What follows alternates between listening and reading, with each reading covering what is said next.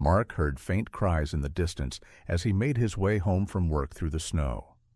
Curious, he walked toward the sounds and spotted something moving.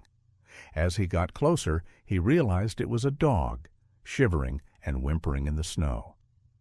The dog looked up at Mark with desperate eyes, clearly abandoned. The strangest part? It was chained to a wall.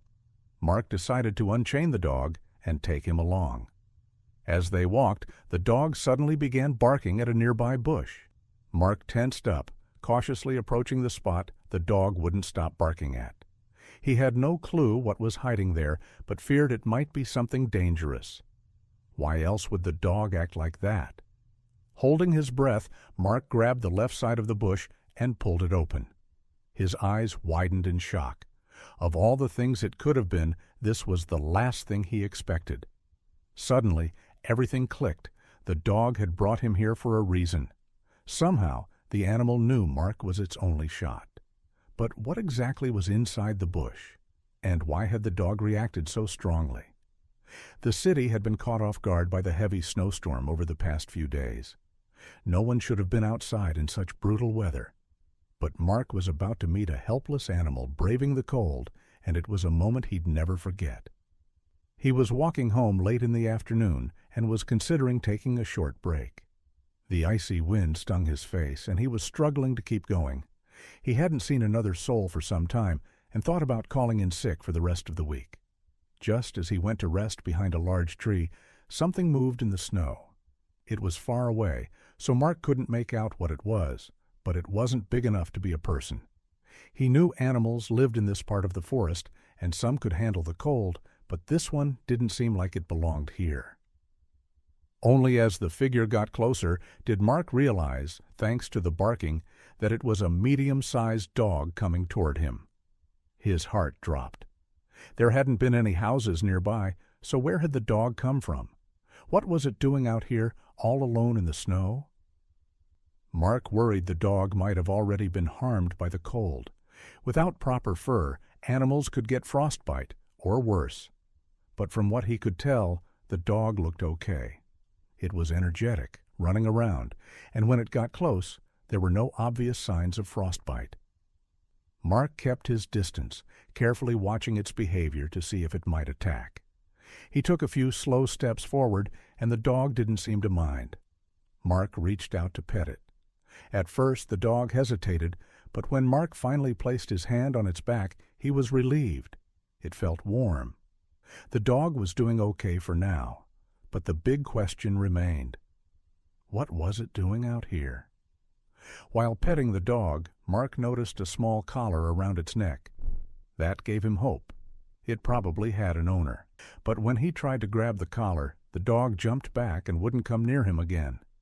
It barked a few times, then slowly started walking away. But it kept turning around, checking if Mark was following. Did this dog want Mark to follow him? This definitely wasn't how Mark expected his walk home to go. He glanced around. Was there really no owner nearby?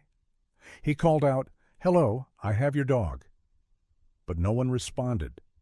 Mark hesitated. Should he follow the dog? What if it led him farther away from home? He really didn't want to end up in a bad situation. Still, he didn't feel like he had much choice. It was starting to get dark, and he still had a ways to go. The cold would only get worse at night. Mark didn't want to be stuck outside, but he also didn't want to leave the poor dog out there either. Since the storm and harsh winds had finally passed while he was taking shelter, Mark decided to take a chance and follow the dog. He hoped he'd be able to catch it eventually, and either take it home or find its owner, anything to get it out of the cold. He stepped forward, watching to see how the dog would react. Maybe he'd misunderstood, and the dog was just playful. But no, this dog clearly had a goal. As soon as Mark followed, the dog began walking again, tail wagging excitedly, almost bouncing with joy. It kept glancing back at Mark, and it was so adorable that he couldn't help but grin.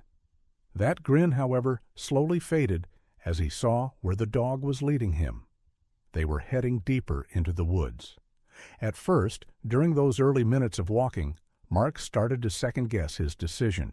He was getting farther from home with every step. Was this a mistake? But every time he slowed down or looked back, the dog barked at him, as if begging him not to stop, not to turn around.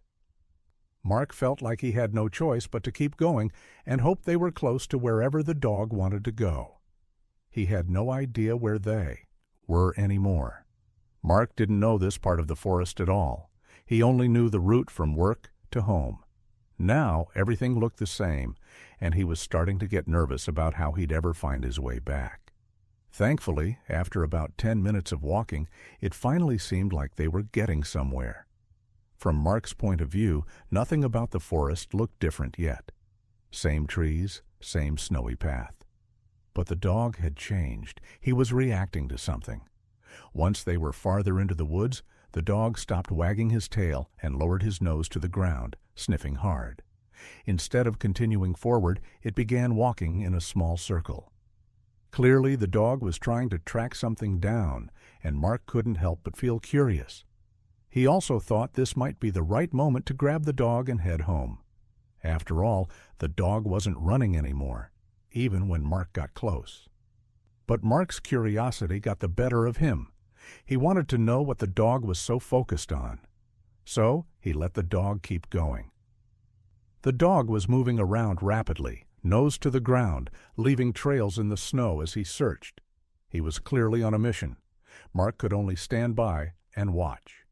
He followed wherever the dog went, wondering how much longer this would take. He was freezing.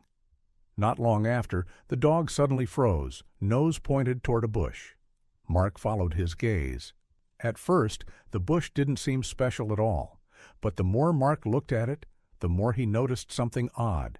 It had way less snow on it than the other trees and shrubs nearby. Like something had just been there and shaken the snow off. Was it the dog? Or was this what the dog had been looking for? Mark stepped in for a closer look. Then, all at once, the quiet of the forest shattered. The dog exploded into loud barking, nonstop, aimed directly at the bush. Mark was a bit taken aback at first, but it was obvious now that something had to be hiding in that bush. He wanted to walk away, but his curiosity got the better of him, mostly because the dog was so focused on it. The dog kept barking and showed no signs of stopping unless Mark checked it out. With no real choice left, Mark moved closer. He stayed alert as he slowly approached the bush, unsure of what he might be dealing with, or if it could be dangerous. It could easily be an animal, and anything caught in a snowstorm like this might react unpredictably. His hands trembled as he carefully pulled the branches apart. The air felt strangely quiet, and Mark had a strong feeling that something was about to happen.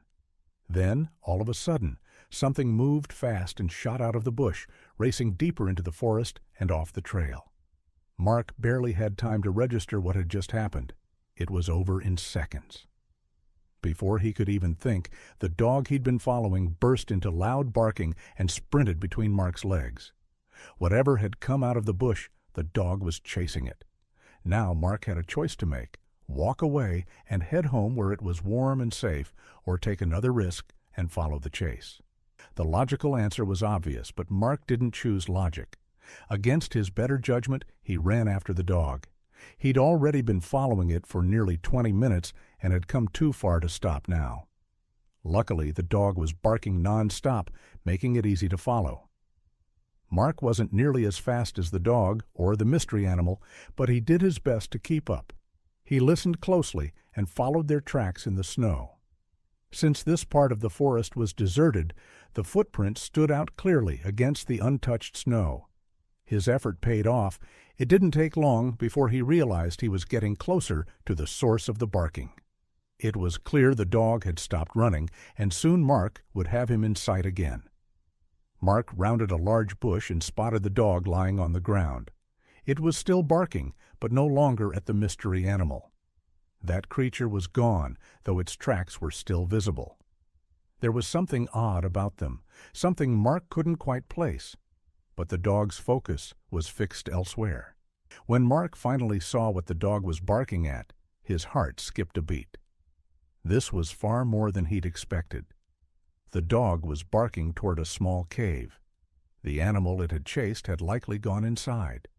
Mark felt determined to get answers, but this felt like going too far. Carefully, he walked up to the cave and peered inside. It stretched deep into darkness, and when Mark shouted, his own echo came back to him. He looked down at the dog, who had stopped barking and was now staring up at him with hopeful eyes. That's when another thought hit him. While bears weren't common, there had been occasional sightings in the area, and this cave looked like the perfect place for one to hide. Mark was ready to give up, turn around, and head home, hopefully with the dog, when fate stepped in. The snowstorm that had settled down for a few hours suddenly returned, stronger than before. Mark knew he wouldn't make it home in this weather. Standing out in the open would only mean freezing. There was only one chance left. He had to take shelter inside the cave. With a deep breath and plenty of hesitation, Mark stepped toward the entrance and went inside. It was a huge relief to be out of the storm, but had Mark just swapped one danger for another? The dog followed closely behind him, but something about its behavior had changed. Mark glanced around the cave, running his hands along the walls. They were icy cold and slick with dampness. It was dark, unwelcoming, not a place either of them really wanted to be. But turning back wasn't an option.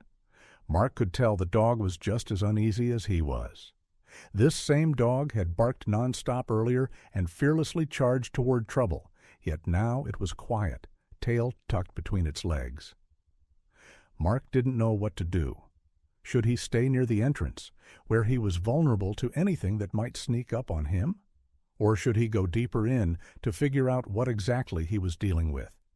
That way, at least, he'd know. After a pause, he took out the flashlight on his phone and began cautiously making his way further inside. The nervous dog trailed behind him silently, unwilling to make a sound. Melted snow dripped from the cave walls, and some of it had formed sharp icicles overhead. Mark had to duck and step carefully, with every move to avoid getting hurt. The cave seemed endless, full of branching tunnels that led in every direction. Finding the mystery animal here would be nearly impossible. But that wasn't Mark's focus anymore. He was mostly concerned about remembering his path so he could eventually find his way back out. The deeper he went, the more calm he began to feel. So far, he hadn't come across anything that pointed to bears being here. Not now, not ever.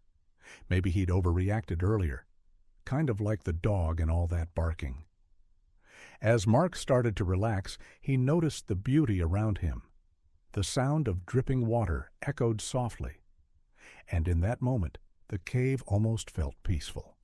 He couldn't help but wonder how such a deep cave had ended up here, hidden in the forest. Could it have been made by people?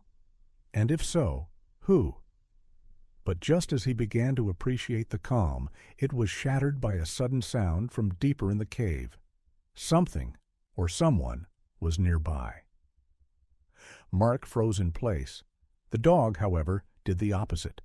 The noise triggered it, and it immediately started barking again. The dog stood still, a little behind Mark, barking furiously.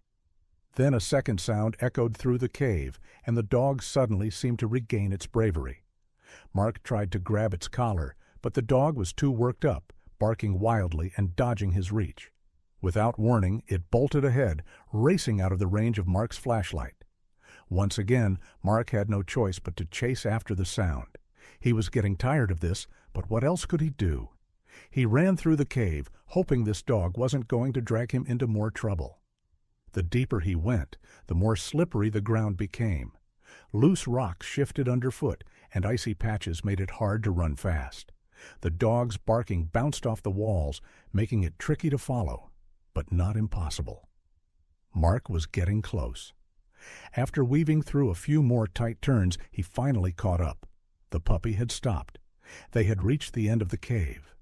Mark sighed with relief. No bears, no monsters, nothing dangerous in sight. For a moment he feared the whole journey had been pointless.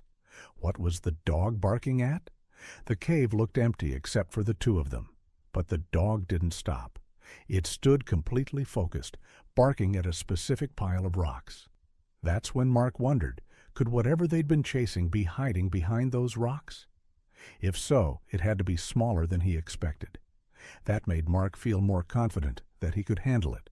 So, gripping his flashlight a little tighter, he stepped toward the rocks with cautious determination. Mark still had no idea what to expect, but when he pointed his light behind the rocks, he was instantly met by two very frightened eyes, belonging to an animal he hadn't expected to find down there. At first, he wasn't sure what he was looking at. Two tiny, scared eyes stared back at him. Mark crouched down to get a closer look, and the creature didn't try to run at him. Instead, it tucked itself behind the rocks, clearly spooked by the dog's barking. What was it? A cat? A small cat was hiding there, shivering and alone, clearly worn down by the freezing temperatures from the past few days. The cat was still young, and Mark couldn't even imagine how it had ended up here on its own, with no mother in sight. It was clear the cat was terrified by the dog's barking, so Mark gently calmed the dog and got him to stop. Almost right away, the cat began to relax a little. Mark slowly reached out and softly stroked the cat's fur. They were making progress. After a moment, the cat even started to purr. Carefully, Mark scooped up the scared little animal and tucked it into the warmth of his jacket pocket. Then, with the dog by his side, he began retracing his steps to find the cave entrance. It was a tricky path, but thankfully, Mark had memorized the way in. As they reached the cave's entrance, Mark saw the storm had passed once again. But now even more snow had fallen, and all their earlier tracks had been erased by the wind. Finding the town again would be tough, but Mark had no choice. He had to try. Luckily, the dog seemed to know the way back perfectly. Mark now trusted the dog completely and followed it without question. As they made their way through the deep snow, Mark started to recognize familiar trees and the same bush they'd passed earlier. The snow was thick, soaking through his clothes, and it felt even colder than before. But they were getting close. Still, Mark knew he couldn't go straight home. Not yet. He needed to help the animals he just rescued. He couldn't leave them outside overnight in the cold. So instead of heading to his house, Mark went to the one place he knew would help. His first stop was the vet, where he paid to get both the dog and the cat checked out from head to toe. Thankfully, the vet said there was nothing seriously wrong with either of them. They just needed to rest for a few days to recover. But now came the bigger question. What was next? Mark told the vet all about his wild journey and how he came across the two animals. The vet was amazed. He'd never heard anything like it. He offered to send the animals to a shelter, but that didn't feel right to Mark. There had to be another solution. Thankfully, he didn't have to think too hard. These animals had come into his life for a reason, and he wasn't about to let them go. Since neither of them had a chip, and no one came forward to claim them after a while, Mark officially adopted them. They now live happily with him, bringing warmth and joy into his everyday life.